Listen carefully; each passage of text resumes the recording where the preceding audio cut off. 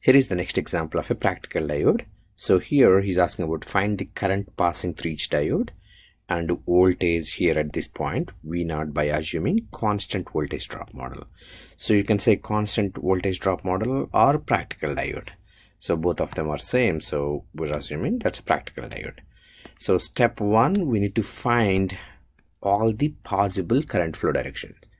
So here always we know that current flow from higher potential to lower potential, so that's one possibility. And another possibility is current flowing from 10 volts to negative 5 volt, 10 volt to minus 3 volt, and then 0 to minus 3 volt, and then 0 to minus 5 volt. Those are the possibilities. So make sure you wrote it down, all possibilities, as okay, all 100%. Now if you look at D3, did I miss something here? Yes, I did. You can see there is another possibility of minus 3 to minus 5. Okay, so that's where there's a possibility. If you do not write it down, maybe you may end up with a D3 open or closed, we don't know. So but in this case all currents are, so if you look at D3, okay, let me start with the D1. Let's start with D3. So here D1, if you look at D1 right there, one current is flowing from anode to cathode, two currents are flowing from cathode to anode. So one is from anode to cathode, two of them cathode to anode. So in that case we don't know how the diode is acting like. We don't know whether it is acting like closed switch or open switch. Now the next one, D2, also has similar but two currents flowing from anode to cathode. There are two currents from anode to cathode and one current from cathode to anode. In that case also we don't know. It doesn't matter, you have 99 currents flowing from anode to cathode, one current from cathode to anode, then in that case we don't know. Now the third one is D3. So if you look at D3 here, every current is flowing from anode to cathode. For sure it is acting like a closed switch, but at the same time we're talking about practical diode. So our constant voltage drop model, I'm going to take that as there is a 0.7 volt drop across the diode from anode to cathode. So now we have four combinations. Two diodes are unknown whether they're closed or not, so we'll end up with four combinations. Either both of them open, both of them are closed, one is open, another one is closed, another one is open, and the first one is closed. So you have to choose. So think about it before you choosing, because if you do not choose right way, you may end up doing all four possibilities. So after inspecting a little bit, I looked at the circuit for a minute and see this could be a better choice. So that is the reason I chose assume D1 is open and D2 acting like closed switch. Okay, I did not do this example before, but after inspecting, as I mentioned, I paused the video and I looked at the circuit.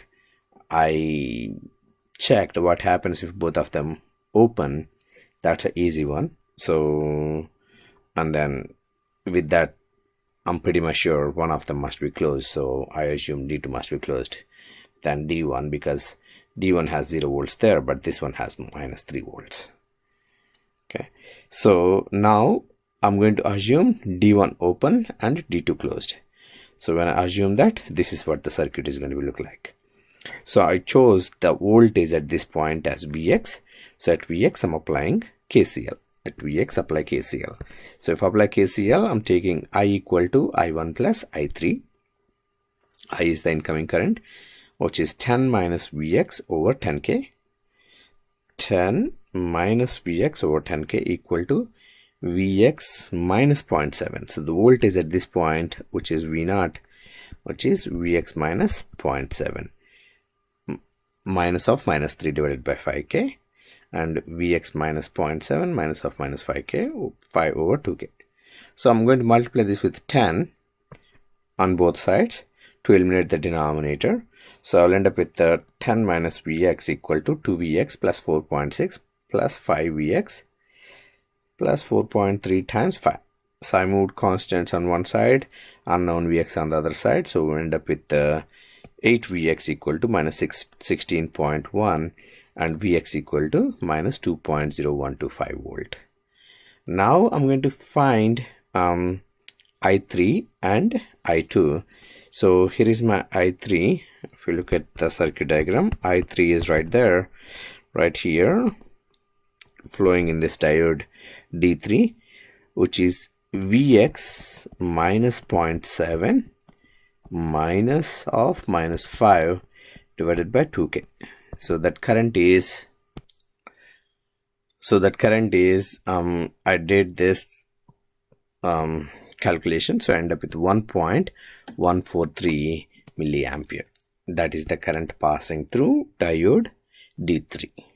Now if we look at diode D2, here is diode D2. So what is I2? I2 must be Vx minus 0.7, which is minus 2.0125 minus, I don't need that many numbers, just two digits are good enough after the dot. So minus 0.7 minus of minus 3 divided by 5K. That will give us a current of, so I2 current is minus 2.0125, the voltage V0 minus of minus 3 divided by 5K. So we end up with 0.0575 milliampere. So I have I3, I found I2, I found I3. I mean, I must be equivalent to sum of those two, or you can say I must be equivalent to 10 minus of minus 2.0125 divided by 10K. That will give us the total current, which is 1.20125. Do we have the same current when we add I2 plus I3? It's look like I have 1.143 and 0.0575 will end up with the same current. So the currents are same. Now we need to verify our assumption is right or wrong in step 3. So when we are verifying our assumption. So we assume D2 as closed in the sense there is a 0.7 volts drop across this. That's what we assumed. So if you look at anode voltage as minus 2.0125, cathode voltage as minus 2.7125, and we are assuming there is current passing through anode to cathode, through the diode from anode to cathode. So this assumption is right. As long as current is flowing from anode to cathode, that's good, and anode voltage is higher than cathode voltage, that's good. So which is 0.7 volts higher than, I mean, anode voltage must be at least 0.7 volts higher than the cathode theoretically. So that's what we're doing here. So that assumption is right. The second assumption, we have anode voltage as minus 2.0125, cathode voltage is 0. We're assuming open, that is true, and 0 milliampere is passing through it. So our both assumptions are right. So we are good to go. If our assumptions are wrong, then we have to redo the example. But I will stop it here. So in the first attempt itself, we got the right answer. So I'll stop it here. Thank you.